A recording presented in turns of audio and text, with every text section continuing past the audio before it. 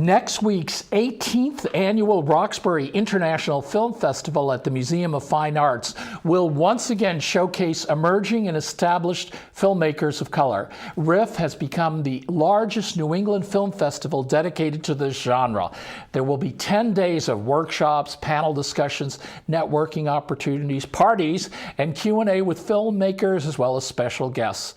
The festival is produced by the Color of Film Collaborative. Once again, here with some sneak peeks is Lisa Simmons, founder of the Color of Film Collaborative and director of the festival. So good to see you here. So good to see you. Wow. This year, you just seem to have so many films that it's bursting out from the seams. So many films. I mean, to the point where we had to extend a day.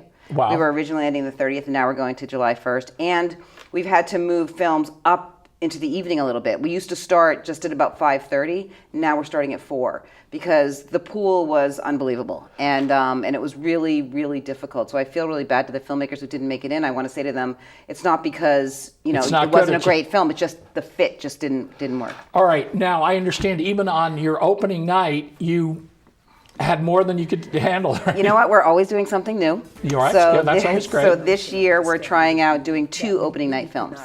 So that means that they will start at 5 o'clock with the amazing Nina Simone, a new documentary on Nina Simone. And right before that film is going to be a musical presentation by Valerie Stevens, who is going to be singing a Nina Simone set, which is going to be phenomenal. And then at 8 o'clock, we have the evening opening night film. It's a dark comedy called Driving While Black, which is it's pretty funny. So I figured, we were like, let's have this really deep, rich documentary film to sort of open the festival, and then in light of all the things that have been going on in the world, let's take a look at a sort of funny. It's not just happy entertainment world. It's a So it'll be really great. I think it'll be a really good dichotomy between the two. So you'll be laughing at the end of that movie. Before we get to see a little more of some of the other films, what do you have for Boston filmmakers that help educate them or get them into the business? Because I think everybody in the world wants to work in TV or the movies. Right, exactly. Well, I mean, I think the networking opportunities are key to what you can do and what you'll have the opportunity to do at the festival. There's an opening night party. There's a bunch of Filmmaker Hangouts. So we're creating these Filmmaker Hangouts after each film screening program. So you'll be going to, say, Daryl's Corner, yes.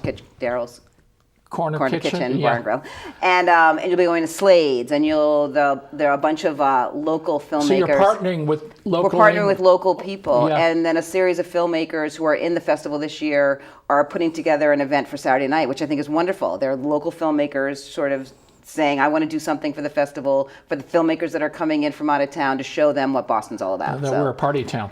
All right, let's talk about some more films that you're going to be debuting for this region here. There are many, but one of the ones that is really exciting is a film called Soul on Ice, and it's a film about black hockey players. Wow. And the filmmaker is Canadian. He's coming down from Canada, and he's hoping to bring the sort of impetus for this film and who is in this film, which is I was reading about this in the Globe, saying there are no black hockey players. Oh, yes, there are. Unbelievable, and he's, I think he's in his 70s, so we're hoping to bring him down as well to talk about this. And he was a Bruin. He was a Boston Bruin. Really? It was the Bruin. He integrated the Boston Bruins. He was the Jackie Robinson. Hockey, yes. Way before baseball ever happened. Wow, you're kidding me. Well, wow. before Boston yeah, Red Sox didn't integrate, but So it's funny enough. Yes, that it is. Boston Bruins did. So there's that film, and then there's 9 Rides, which is our closing night film, which was all filmed on an iPhone 6S. Wow. Unbelievable.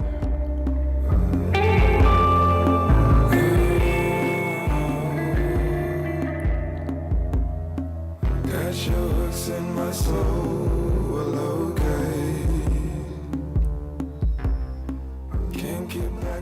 You could be a one-person production house or company. Absolutely.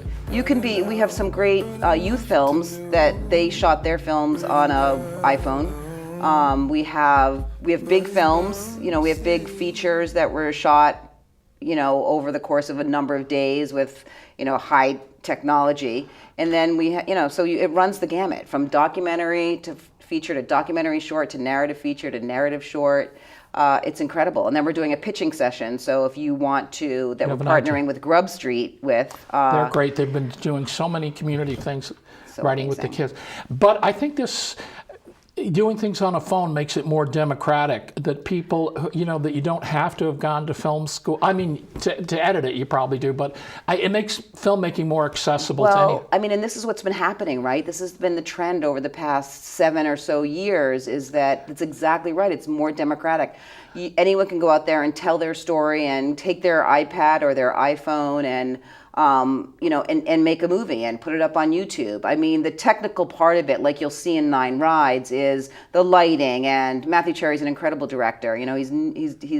This wasn't his first job. His first life was as a NFL football player. So, but the way you see that film is incredible, and that's sort of to say this is what you can do with an iPhone 6s. You can make a movie of this caliber and do it this way. So yes, it's exciting. Well, now let's shift over to a personal thing for a moment here. What has kept you doing this for 18 years? I mean, does it get old or? It's so funny because every year I say, I'm not going to do this again. I'm not going to do this again. And then the calls start coming on, like, when's the film festival? And when's the call for entries? And when's this? And I'm like, oh, right, And then we have a dinner and a movie, which is at Haley House, Yes. which is the only film that's not at the Museum of Fine Arts. And the filmmaker sent an email and said, I just want to thank you so much for what you do to help showcase filmmakers of color. It's really important. And I sent it out to the staff and the crew and said, this is why we do what we do. Yeah, it makes it worthwhile after You're all passionate this. about it. And we don't get paid, and it's not but it's for us, it's incredible to see these films and to see these filmmakers see their films at the Museum of Fine Arts on this incredible Right. screen. How about a classy venue, the Boston Museum worth of it. It's worth every minute. They benefit from your self-sacrifice and your extended family. All right, so remind us of the dates again of this 18th annual. 18th annual Roxbury International Film Festival Starts June 22nd and goes till July 1st. Right. So it's a Wednesday through a Friday, 10 and days. your website is RoxburyInternationalFilmFestival.com. You used to have org, right? Yes, not anymore. Well, not it's anymore. RoxburyInternationalFilmFestival.com. All right, thank you. Congratulations. Thank you. To 18 more years. Oh, yes, right. We'll find someone to take that over. All right, thank you. Thank you.